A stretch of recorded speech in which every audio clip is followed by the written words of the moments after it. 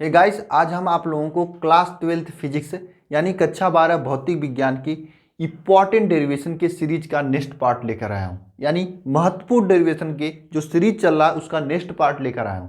Guys, आप सभी को हम पूरे सिलेबस से, फिजिक्स की पूरी किताब से 32 इंपॉर्टेंट डेरिवेशन जिसे आप लोगों को तैयार कर लेना चाहिए, जो आपके बोर्ड एग्जाम को लेकर इंपॉर्टेंट है, पहले से दे चुका हूं और काफ़ी स्टूडेंट उसे सॉल्व भी कर चुके हैं। अब हम उन्हीं डेरिवेशन का आपको हम वीडियो के माध्यम से, लेक्चर्स के माध्यम से एक एक डेरिवेशन को सॉल्यूशन कराता हूं, सॉल्व करता हूं और कोशिश करता हूं पूरा डेरिवेशन आपको इसी क्लास में तैयार हो जाए। आज हम आपको दो महत्वपूर्ण डेरिवेशन का सॉल्यूशन कराने वाला हूं और दोनों के दोनों महत्वपूर्ण डेरिवेशंस आपके बोर्ड एग्जाम को लेकर बहुत ही इंपॉर्टेंट है और 100% आपके एग्जाम में इसे देखने को मिलेगा ही इस वर्ष।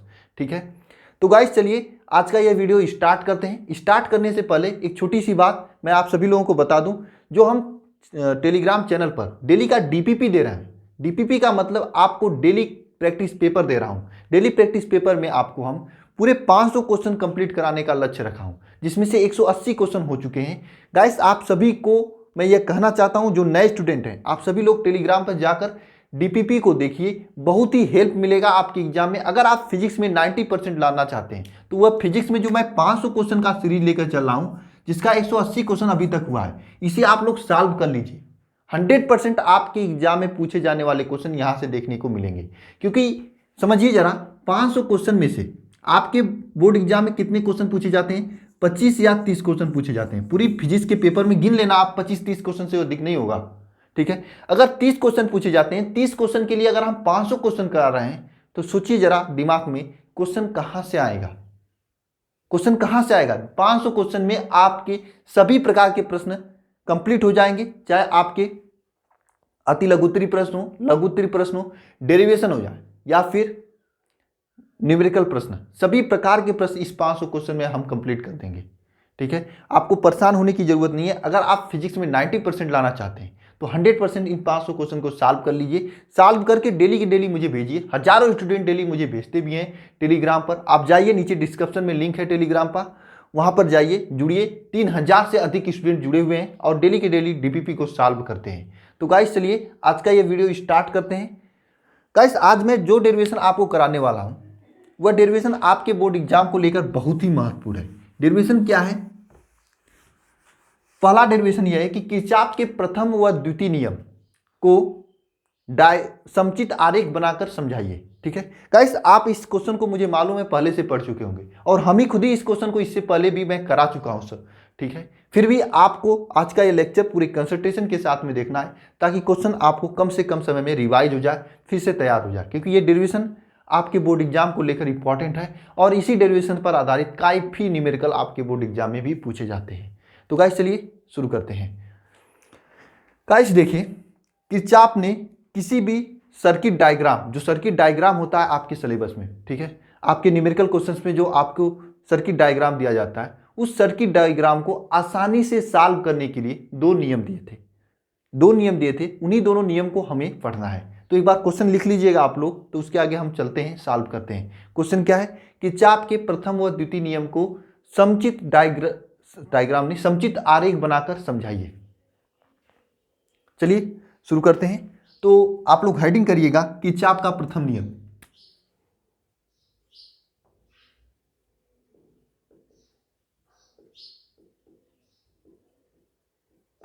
किरचॉफ का प्रथम नियम, ठीक है, क्या होता है किरचॉफ का प्रथम नियम? देखिए, किरचॉफ का प्रथम नियम, इसे संधि का नियम भी कहते हैं या फिर इसे संधि का भी नियम कहते हैं। क्या नियम कहते हैं? इसे संधि का नियम भी कहते हैं। संधि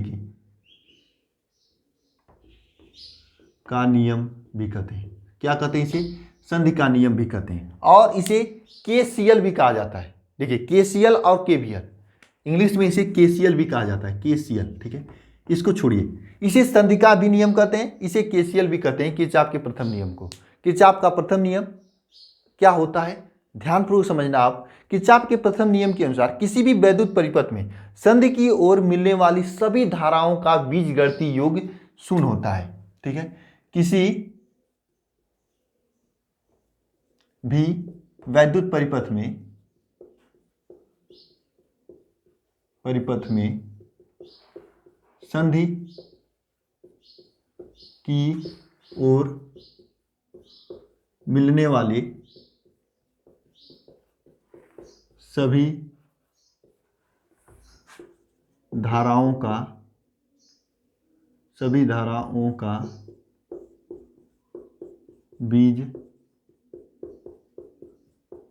बीजगणितीय योग शून्य होता है। ठीक है, संधि की ओर मिलने वाली सभी धाराओं का बीजगणितीय योग शून्य होता है। मान लेते हैं कोई यहां पर इस तरह से संधि है और यहां पर इस तरह से कई धाराएं आकर मिल रही हैं। ठीक है, कई धाराएं आकर मिल रही हैं। एक धारा आपका I1 है जो कि संधि की ओर आ रहा है, एक धारा आपका I2 है जो कि संधि से दूर जा रहा है, धारा I3, एक धारा I4 है। ठीक है, I5 है और एक धारा आपका I6 है। ठीक है, इस प्रकार से है आपका। ठीक है, यह आपका संधि है। क्या है ये? संधि। तो किरचॉफ के प्रथम नियम के अनुसार संधि की ओर मिलने वाली सभी धाराओं का योग क्या होता है? बीजगणितीय योग क्या होता है? शून्य होता है। यानी delta I is equal to zero, delta I is equal to zero. लेकिन यहां पर एक नियम होता है, यहां पे धारा को पॉजिटिव और निगेटिव लिया जाता है। देखिए, जो संधि की ओर आती है धारा उसको धनात्मक ली जाती है और संधि से दूर जाने वाली धाराओं को ऋणात्मक ली जाती है। इस तरह से भी आप समझ सकते हैं। यहां पर क्या होता है कि जो संधि की ओर आने वाली धाराएं होती हैं और संधि से दूर जाने वाली धाराओं दोनों बराबर होती हैं। संधि की ओर आने वाली धारा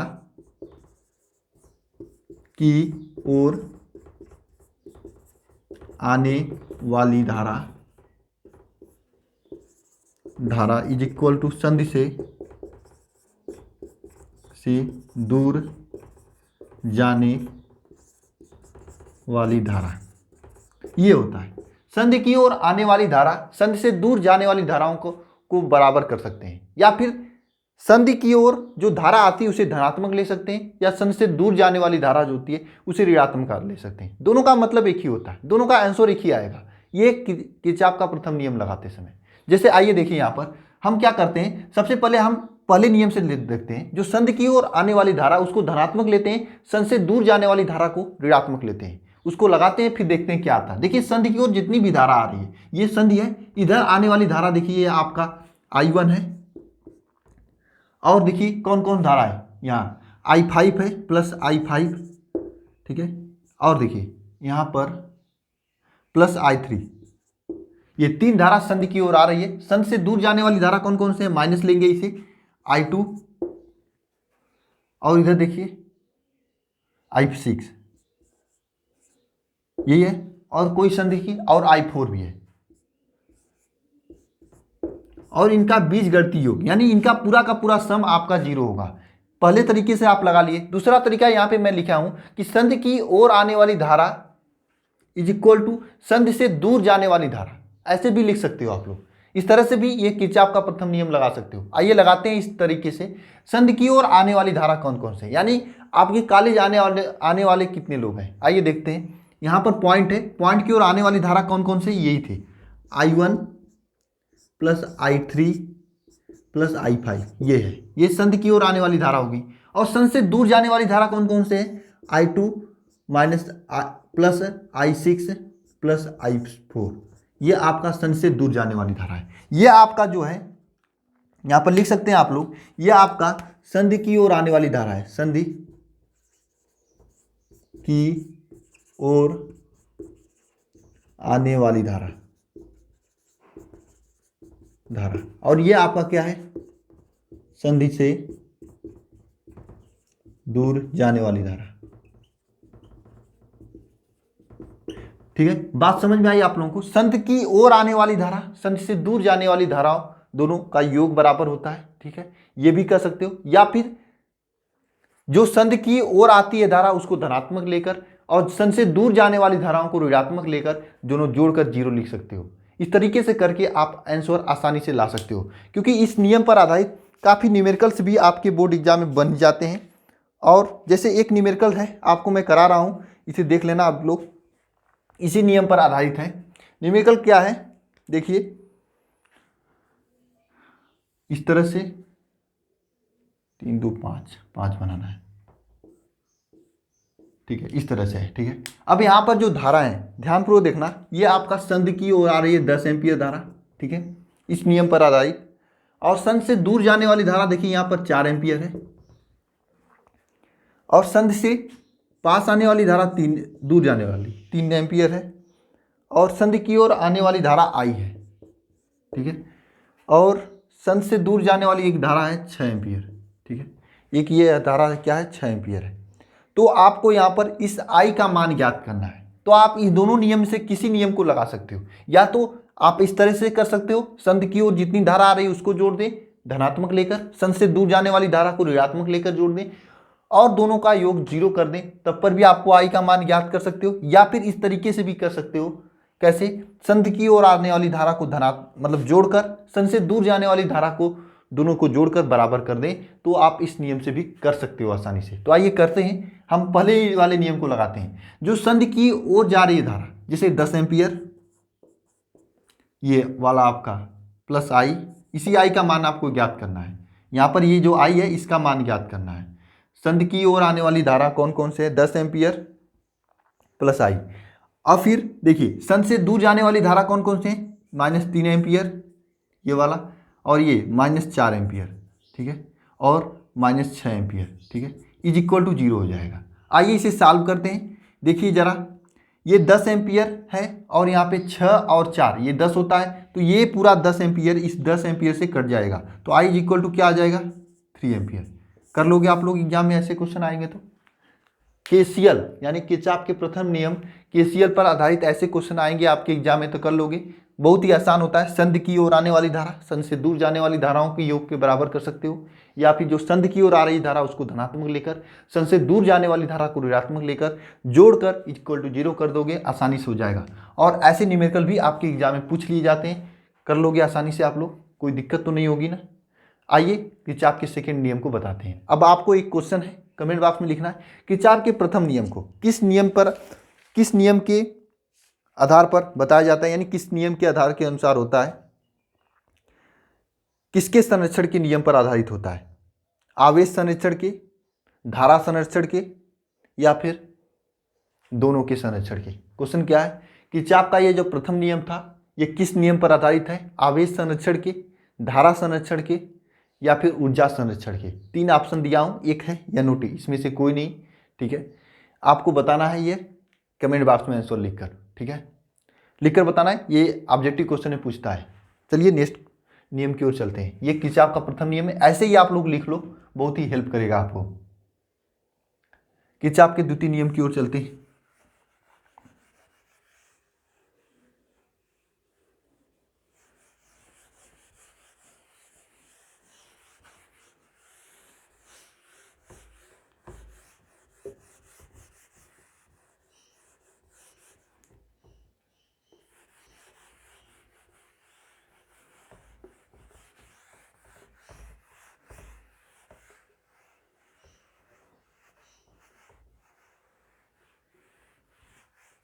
किरचॉफ का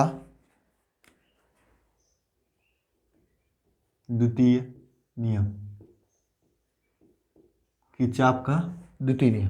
देखिए किरचॉफ के द्वितीय नियम को KVL कहते हैं। क्या कहते हैं, KVL भी कहते हैं, KVL, ठीक है। आप लोग आगे जाओगे ना, जब आप लोग नीट या JEE की तैयारी करोगे तो वहाँ पे KCL KVL पर आधारित बहुत से क्वेश्चन पूछते हैं। वैसे मैं यहाँ पे नहीं ज़्यादा डीप में जाऊँगा क्योंकि मुझे कंप्लीट कराना है डेरिवेशन को, ठीक है। वैसे आगे मैं जब भी दोबारा मैं कंप्लीट कराऊंगा तो ठीक है, जब एग्ज़ाम के बाद, तो मैं इस पे आधारित करीब 2-3 क्या समझ लीजिए 10-20 न्यूमेरिकल आपको मैं बताऊंगा, बहुत इंपॉर्टेंट और 100% वाले न्यूमेरिकल होते हैं कॉम्पिटिटिव एग्जाम के लिए, और बोर्ड में भी पूछे जाते हैं। लेकिन बोर्ड में आप नियम को अच्छे से समझ गए तो क्वेश्चन लगा लोगे, ठीक है। देखिए सेकेंड नियम के अनुसार क्या होता है, किसी परिपथ में या किसी भी लूप में, किसी भी बंद पास में, किसी भी बंद पास में, सेकेंड नियम के अनुसार किसी भी बंद पास या लूप में, ठीक है, किसी भी बंद पास या लूप में जो है आपके विभिन्न भागों में प्रवाहित होने वाली धारा और उनकी संगत प्रतिरोध का गुणनफल। विभिन्न भागों में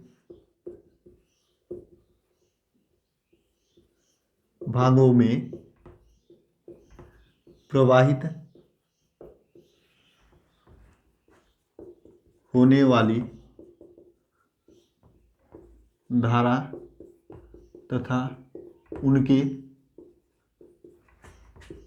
संगत प्रतिरोध का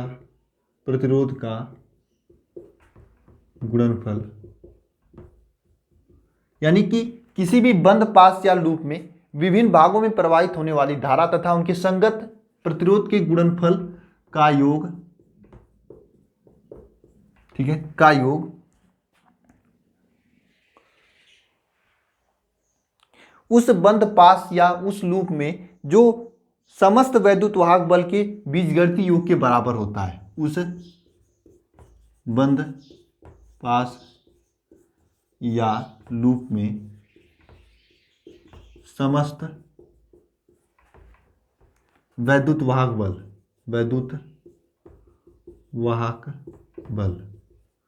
के बीजगणितीय योग के बराबर होता है।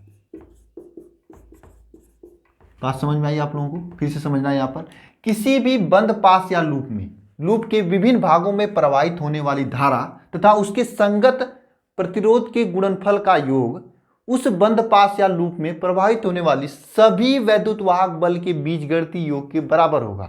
यानी धारा, इसके कहने का मतलब है धारा और उसके संगत प्रतिरोध R का गुणनफल जो होता है उस बंद पास में बहने वाली सभी वैद्युत वाहक बल E के योग के बराबर होगा। यानी कि जितने भी धारा और संगत प्रतिरोध है उसका गुणनफल उस बंद पास में बहने वाली सभी वैद्युत वाहक बल के योग के बराबर होगा। इस नियम के अनुसार ये कहा जाता है। ठीक है, कैसे लगाया जाता है ये नियम, बंद पास में किस प्रकार से लगाया जाता है, इन सभी चीज़ों को समझेंगे। सबसे पहले बंद पास को बना लेते हैं। देखिए मेरे पास एक बंद पास है, आसानी से आप लोगों को समझने के लिए इस तरह से आप लोग भी बनाइएगा। बोर्ड एग्जाम में बिना बनाए बंद पास को, इस नियम को मत लिखना। इस तरह से छोटा सा सर्किट मैं ले रहा हूँ इस तरीके से। ठीक है, ठीक है, छोटा सा सर्किट है, ये सर्किट है। इसको हम ऊपर वाले को E1 और E2 लेते हैं। E1 है, ये आपका E2 है। ठीक है, ये R1 है, ये आपका R2 है। ठीक है, ये R1 है और नीचे वाला क्या है, R2 है। और इसमें जो बह रही है धारा आपका इस तरह से I1 है और ये आपका I2 है। नीचे की ओर देखते हैं, नीचे की ओर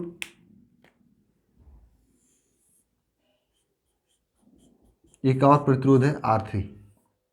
यानी यहाँ पर 3 लूप हैं। एक नीचे की ओर प्रतिरोध जो है इसे कहते हैं R3। ठीक है,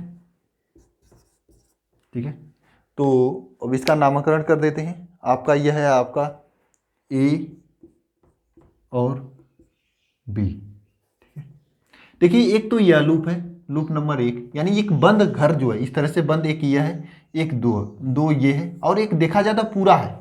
3 भी कर सकते हो या एक ही 2 लिख सकते हो। 2 लगाकर नियम लगाओगे तब पर भी आंसर आएगा। ठीक है, अब देखना इसमें लगाते समय, नियम को लगाते समय सबसे बड़ी समस्या क्या आती है आप लोगों को? सबसे बड़ी समस्या आती है कि सर मैं इसमें प्लस और माइनस नहीं समझ सकते। देखिए मैं इसका बेसिक रूल बता रहा हूँ जो कि किसी की बुक में नहीं दिया होगा। बेसिक रूल इसमें क्या होता है, जितना भी प्रतिरोध है, जितना भी विभवांतर हैं, जैसे आपके इस नियम के अनुसार आपने क्या जाना था कि किसी भी बंद पास में बहने वाली धारा और उसके संगत प्रतिरोध R का जो गुणनफल का योग होता है वह इस बंद पास में सभी वैद्युत वाहक बल के योग के बराबर होता है, मतलब E के बराबर होता है। ये आपने पढ़ा था ना। हम क्या करते हैं, इस बंद पास में जितने भी वैद्युत वाहक बल लगे उनको योग कर लेते हैं, और इस बंद पास में जितने भी प्रतिरोध और उसके संगत गुणनफल है उनको योग कर लेते हैं। लेकिन योग करते समय ध्यान में रखने वाली बात होती है, कुछ चीज़ों को पॉजिटिव लिया जाता है, कुछ चीज़ों को निगेटिव लिया जाता है। अब किसको पॉजिटिव लिया जाता है, किसको निगेटिव लिया जाता है, इसके संबंध में आप समझ लीजिए। यहाँ पर देखिए क्या होता है, अगर आप धारा की दिशा में किसी प्रतिरोध को लेते हैं तो उसको पॉजिटिव लेंगे, अगर धारा के विपरीत दिशा में लेंगे किसी प्रतिरोध को तो उसके निगेटिव लेंगे। कैसे सर, जरा मुझे बताइए इसको अच्छे से। देखिए क्या होता है, इस तरह से समझ लीजिए आपका ये प्रतिरोध है ए बी, ठीक है। आपका धारा इस तरह से बह रही है R1, ये I1 धारा है, ठीक है, इस तरह से बह रही है। तो आपको अगर ए बी के संगत लेंगे, ए बी के संगत लेंगे तो I1 R1, ठीक है, ये आपका पॉजिटिव होगा। क्या होगा? पॉजिटिव होगा। लेकिन मान लीजिए आपका इसी तरह से एक और यहाँ पे I1 धारा बह रही है और ये R1 है, ठीक है, ये A है और B है, इसे BA के संगत में लेंगे, BA के संगत में। अभी मैं सर्किट में लगाऊंगा तो आपको और अच्छा समझ में आएगा। जब इसे BA के संगत में लेंगे तो ये निगेटिव होगा I1 R1, ठीक है। सर ऐसा क्यों होगा? क्योंकि देखिए B से A आ रहे हैं, पहले A से B जा रहे थे, जब A से B जा रहे थे तो इसकी धारा की दिशा में ही जा रहे थे, तो यहाँ पे पॉजिटिव ले रहे थे। अब B से A आ रहे हैं जबकि धारा A से B जा रही है, निगेटिव होगा, विपरीत दिशा में निगेटिव होगा, यही होगा, निगेटिव होगा, ठीक है, विपरीत दिशा में निगेटिव होगा। क्या होगा? विपरीत दिशा में निगेटिव होगा, ठीक है। अब इसके बाद ये तो आपका पूरा का पूरा ये दोनों नियम जो है, बहुत ही बड़ी चीज़ आप लोग सीख लिए हो, बहुत ही बड़ी चीज़ आप लोग सीखे हो कि ये कैसे पॉजिटिव और निगेटिव लिया जाता है। यहाँ पर अधिकांश लोगों को कन्फ्यूजन में होता है। इस नियम को बताने के बाद आपको मैं रिकमेंड करूँगा कि 1-2 क्वेश्चन लगा नहीं जाना बुक के, आसानी से लगा लोगे, ठीक है, क्योंकि इस नियम को यहाँ पर सबको कंफ्यूज होता है। आप समझना, अगर कोई भी आप बंद पास ले रहे हो जिसमें ए से बी की ओर जा रहे हो और धारा भी ए से बी की ओर जा रही, तो उसे पॉजिटिव लेंगे। और कोई भी बंद पास है जिसमें आप जा रहे हो बी से ए की ओर जा रहे हो जबकि आपकी विपरीत धारा ए से बी की ओर जा रही है, तो यहाँ पर निगेटिव लेंगे, ठीक है। ये हो गया सर, लेकिन ये तो हो गया, मुझे जरा E1 E2 कब पॉजिटिव कब निगेटिव लिया जाता है ये समझा दो। देखो आपके सामने इस तरह से है, ये इस तरह से, ऐसे ही जब भी होगा तो इसी तरह से होगा E1, ठीक है। और आपका धारा, ठीक है, आपकी जो धारा है इस तरीके से जा रही है, ऐसे या फिर ऐसे जा रही है, ठीक है, ए और बी, ठीक है, इस तरीके से धारा जा रही है, ठीक है, यानी धारा बी से ए की ओर जा रही है। जब धारा बी से चलेगी तो सबसे पहले आपको ये मालूम होगा, इस टर्मिनल में जो छोटा वाला होता है इसे निगेटिव से दर्शाते हैं, जो बड़ा होता है इसे पॉजिटिव से दर्शाते हैं। इस टर्मिनल में बी से ए की ओर जा रही है धारा, तो इस टर्मिनल में सबसे पहले कौन आ रहा है? निगेटिव आ रहा है। अगर सबसे पहले निगेटिव आता है तो E1 को हमेशा आप पॉजिटिव लोगे। अगर धारा की दिशा में चलने पर अगर बैटरी के विद्युत वाहक बल का अगर निगेटिव सिरा आ रहा है तो E1 को पॉजिटिव लेंगे। अभी आपको यहाँ पे करके दिखाऊंगा, टेंशन मत लेना, आप लोग 100% समझ में आएगा, ठीक है। नेक्स्ट टर्म है जस्ट इसका उल्टा। क्या अगर आप चल रहे हो इस तरह से,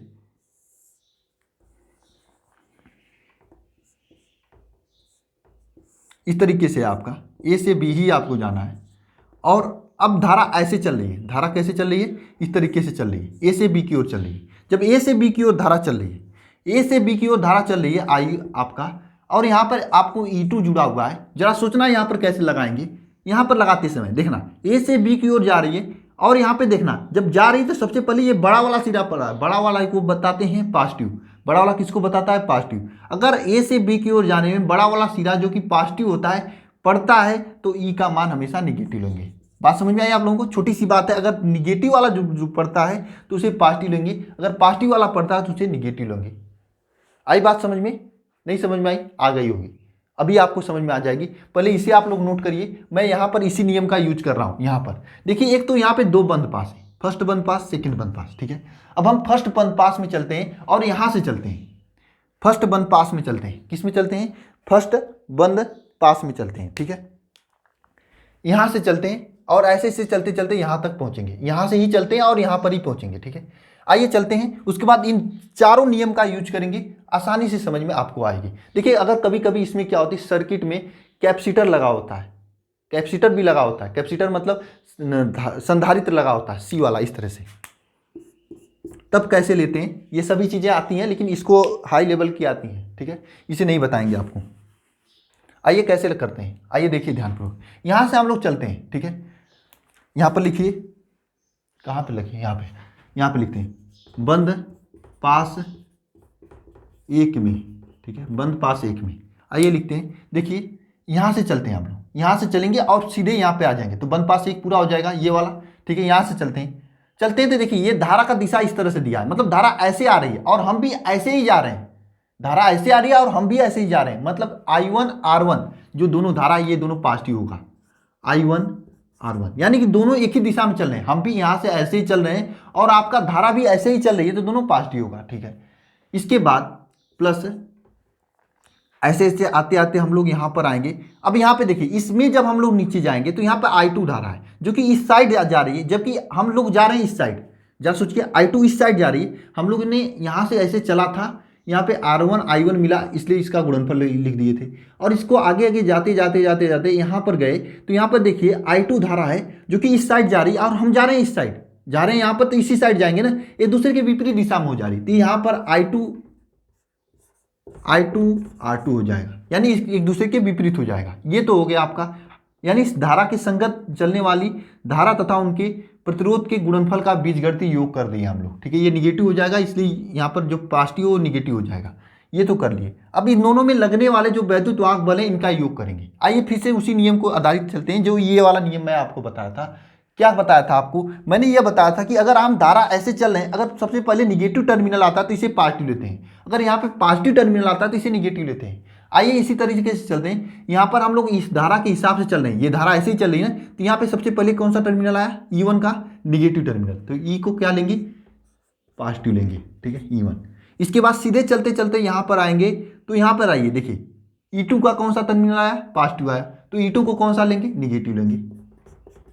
बोलिए समझ में आया कि नहीं आया? बहुत ही बड़ी चीज आप लोग सीखे हो। इसे जरा आपने जो न्यूमेरिकल्स दिए हैं बुक में उसको लगाकर देखना, इसी तरीके से आसानी से समझ में आएगा। तो बंद पास एक के लिए ये समीकरण होगा I1 R minus I2 R2 is equal to E1 minus C2। Note करिए इसे एक बार।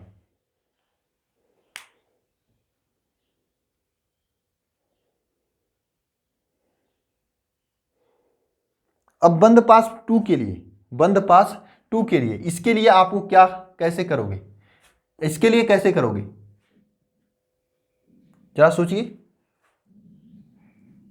देखिए ये बंद पास 2 है आपका, ठीक है, और हम लोग तो ऐसे ही चल रहे हैं, ऐसे चल रहे हैं, यहां से चल रहे हैं और फिर ऐसे ऐसे चलते चलते यहां पर चले आएंगे, ठीक है। अब जरा सोचिए, इस बंद पास 2 में देखिए यहां से I1 धारा आ रही है और यहां से I2 धारा आ रही है, तो यहां पर एक धारा हो जाएगी I1 plus I2 plus I2। देखो दोनों धारा आके जुड़ जाएंगी, यहां से ऐसे ऐसे आते थे, यहां से I1 आ गई और यहां से देखिए आते आते यहां से I2 आ गया, ठीक है, तो दोनों आकर जुड़ जाएगा, I1 प्लस I2 हो जाएगा। अब इस बंद पास में हम लोग चलते हैं बहुत ही आसानी से, देखिए क्या होता है। देखिए ये I1 प्लस I2, ये दो धारा है, पहले सबसे पहले ऐसे ही चल रहे हैं हम लोग, यहां से चल रहे हैं, यहां से ऐसे चल रहे हैं, ठीक है, इस तरह से चल रहे हैं, ठीक है। इस तरह से जब हम चल रहे हैं तो सबसे पहले आपको कौन सा आएगा? यहां से अगर हम लोग चलते हैं, मान लीजिए यहां से ऐसे ऐसे चलते हैं, ऐसे ऐसे चलते हैं, ठीक है, तो सबसे पहले आपका क्या आएगा? ये वाला आएगा सर्किट, ये वाला सर्किट आएगा, मतलब R2 आपका प्रतिरोध आएगा। R2 प्रतिरोध में बहने वाली धारा कौन है? I2 है। दोनों का दिशा कौन सा है? इधर है, दोनों हम लोग इधर ही चल रहे हैं और ये भी इधर ही चल रहा है, मतलब आपका ये पॉजिटिव होगा, क्या हो जाएगा? R2 I2, ठीक है, ये पॉजिटिव होगा। इसके बाद प्लस लिखेंगे, आगे देखेंगे, यहां पर हम लोग सीधे जा रहे हैं, नीचे नीचे जब जा रहे हैं तो यहाँ पे I1 प्लस I2 धारा है और इधर ही जा रहे हैं और इधर ही मुझे जाना भी है, मतलब ऐसे आके ऐसे जा रहे हैं, तो यहाँ पर देखिए धारा भी ऐसे ही चल रही है, विपरीत दिशा तो नहीं चल रही है ना, नहीं चल रही है, तो ये दोनों पॉजिटिव होंगे, I1 plus I2 into R3, ठीक है, ये R3 प्रतिरोध इज इक्वल टू, अब जरा सोचिए यहाँ पर कौन सा होगा? ऐसे चलेंगे, जब हम ऐसे से चल रहे थे तो इस बैटरी का ये निगेटिव वाला टर्मिनल आया, इस जब I2 धारा चल रही थी, इस बैटरी का ये पहला कौन सा टर्मिनल आया? निगेटिव वाला टर्मिनल आया। जब निगेटिव टर्मिनल आता है तो E3 E2 को हम लोग क्या लिखते हैं? पॉजिटिव लिखते हैं। ये आपका जो समीकरण बना ये बंद पास 2 के लिए है।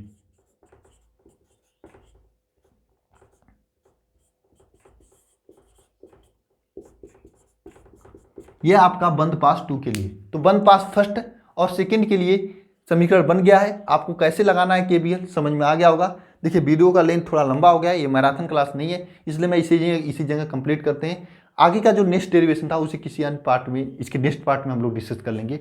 मुझे उम्मीद है कि आपको ये समझ में आया होगा कैसे पॉजिटिव लिया जाता है, कैसे निगेटिव लिया जाता है। नहीं समझ में आया तो मुझे जरूर कमेंट बॉक्स में कमेंट करना आप सभी लोग एक बार, और मैं नेक्स्ट पार्ट में इसको 2-3 न्यूमेरिकल लेकर इसको हम कंप्लीट करा देंगे, अच्छे से समझ में आ जाए। समझ में आना बहुत जरूरी है, क्योंकि आप रट नहीं सकते इसे, अगर रटना चाहते हो रट लो, लेकिन फिर भी अगर समझ में आया रहेगा तो बढ़िया रहेगा ना। एग्जाम में कोई क्वेश्चन वगैरह पूछेगा तो आप आसानी से कर लोगे, ठीक है। तो मिलते हैं नेक्स्ट पार्ट में। सभी लोग मेहनत से पढ़ाई करते रहिए, डीपीपी को सॉल्व करते रहिए। निश्चित रूप से माँ सरस्वती आपकी मेहनत का फल देंगी, अच्छा परसेंटेज आएगा आप लोगों का। ठीक है, जल्दी आपका एग्जाम हो जाएगा। नेक्स्ट पार्ट में मिलते हैं, धन्यवाद।